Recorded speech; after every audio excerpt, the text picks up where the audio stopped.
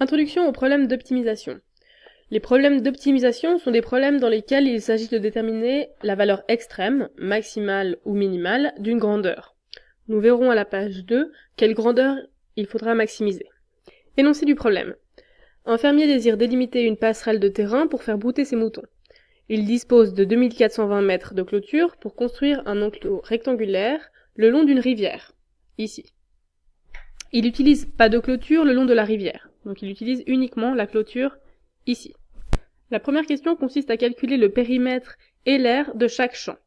Voici ce que nous obtenons pour les périmètres ici à gauche, pour les aires ici à droite, et on remarque que les périmètres sont à chaque fois égaux, alors que les aires sont à chaque fois différents. Donc l'aire du champ varie en fonction de sa forme, et le périmètre reste constant, 2420 mètres. Nous pouvons conclure que c'est le champ B qui permettra aux moutons de brouter le plus d'herbe. Mais alors, combien y a-t-il d'autres configurations possibles ? Il y a une infinité de configurations possibles, et parmi toutes les configurations possibles, la forme du champ B donne-t-elle l'aire maximale ? On ne sait pas. Il faudra tester plusieurs possibilités pour savoir si c'est le champ B qui donne l'aire maximale. L'idée ici sera de traiter le cas à l'aide de la notion de fonction pour pouvoir répondre à cette question. Nous verrons cela à la page suivante. Voilà, partie 2. Donc ici, on nous demande quel est l'ensemble des valeurs possibles pour la largeur, x, ici. Alors si x vaut 0, il n'y a pas de champ. Donc x ne pourra pas être égal à 0. Il doit être un petit peu plus grand que 0. De plus, on sait que tout, ici, le périmètre doit valoir 2420. Donc la largeur ne pourra pas être plus grande que 1210. D'accord ? De plus, elle ne pourra pas être égale à 1210 parce que sinon il y aura de nouveau pas de champ. Donc en fait, x peut être entre 0 et 1210 non compris. Il va falloir maintenant exprimer la longueur en fonction de la largeur. On sait que le périmètre vaut 2420, et donc x plus longueur plus x doit donner 2420. J'ai appelé grand L la longueur. Ici donc, grand L sera égal à 2420 moins 2x. Ici, j'ai bien exprimé L en fonction de x. Déterminons maintenant l'aire de l'enclos en fonction de la largeur x. Donc l'aire, c'est x fois L. Et maintenant, L, on peut le remplacer par 2420 moins 2x. Comme ça, on n'aura que des x. Voilà, j'ai bien exprimé l'aire en fonction de la largeur. Si je développe ici cette expression, j'obtiens 2420x moins 2x carré.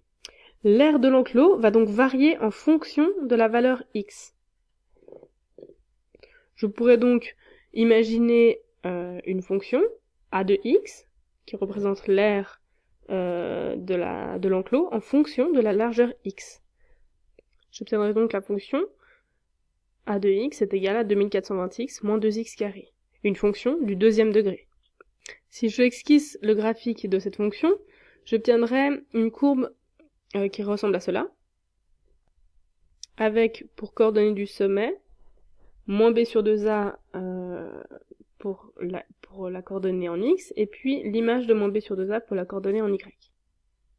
Ici, nous avons l'aire, qui pour chaque x va varier. Autrement dit, si x vaut 0, l'aire sera nulle, il n'y aura pas d'aire. Si x vaut 5, l'aire sera de je sais pas combien. Quand x vaut 10, l'aire sera un peu plus grande, etc., etc., jusqu'à arriver au sommet. Et après, l'aire va rediminuer.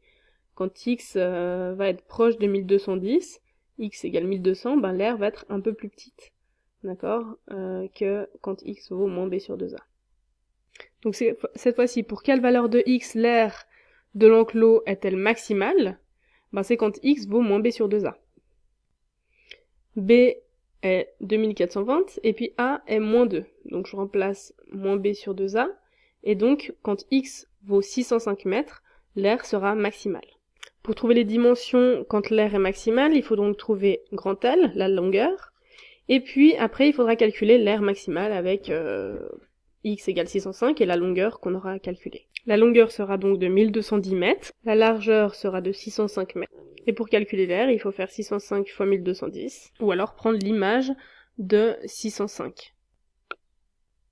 Voilà, et donc cette 732 050 sera la seconde coordonnée du sommet.